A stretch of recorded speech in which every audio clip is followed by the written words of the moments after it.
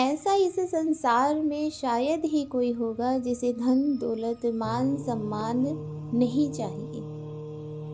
दौलत भी चाहिए, शोहरत भी चाहिए, मान सम्मान भी चाहिए, सब कुछ चाहिए।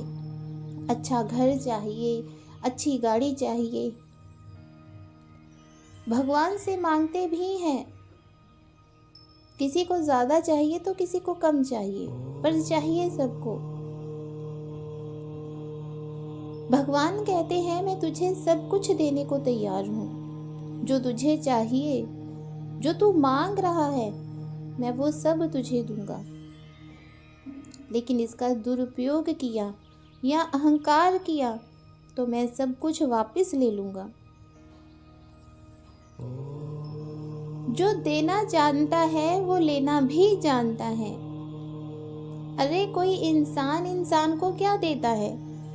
अहंकार करते हैं मैंने उसको रोटी दी, मैंने उसको पैसा दिया। ये अहंकार है। कोई इंसान किसी इंसान को कुछ नहीं देता।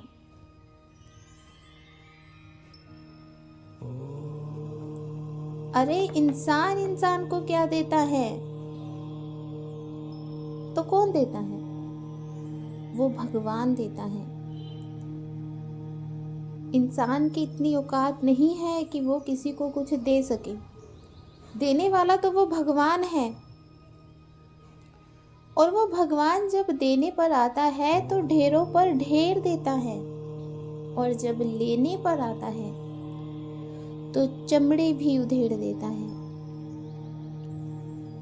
भगवान कहते हैं तुमको मैं सब दूंगा।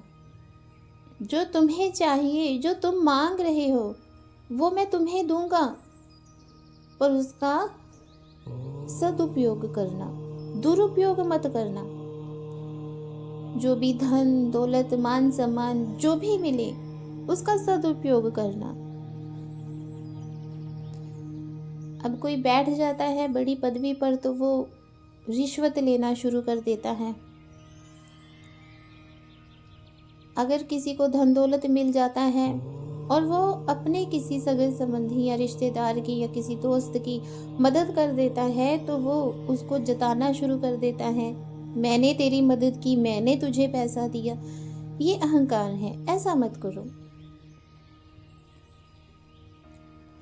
अब देखिए, आप भागवत कथा सुनते हैं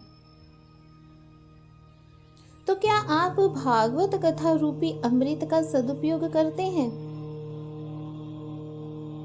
कथा सुनी, उसमें कितना कुछ बताया जाता है, कितना ही कुछ समझाया जाता है, और वो जो धन है, वो जो दौलत है,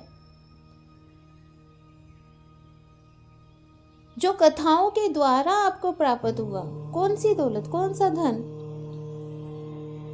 ज्ञान रूपी धन, ज्ञान रूपी दौलत, ये जो आपको प्राप्त हो रही है, ज्ञान रूपी अमृत जो आपको प्राप्त हो रहा है कथाओं के द्वारा, सत्संग के द्वारा, क्या आप इसका सदुपयोग करते हैं?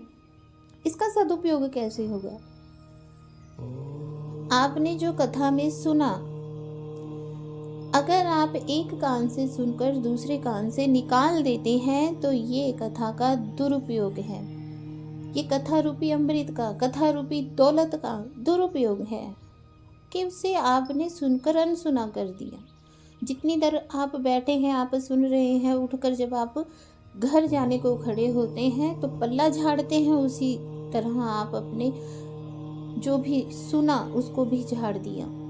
उसका कोई लाभ नहीं है, ये दुरुपयोग है। लेकिन अगर आपने जितनी भी कथा सुनी उसमें से अगर एक बात को भी आपने अपने जीवन में उतारा,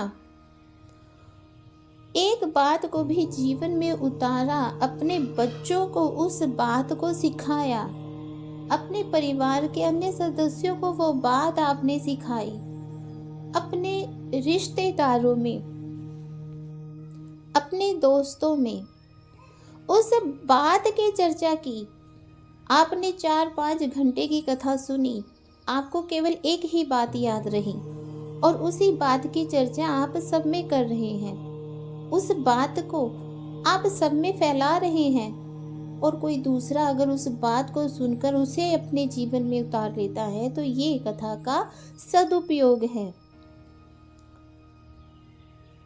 जब भी कथा सुनो, हर बार कथा की एक बात कम से कम अपने जीवन में जरूर उतारो। यही कथा का सदुपयोग है।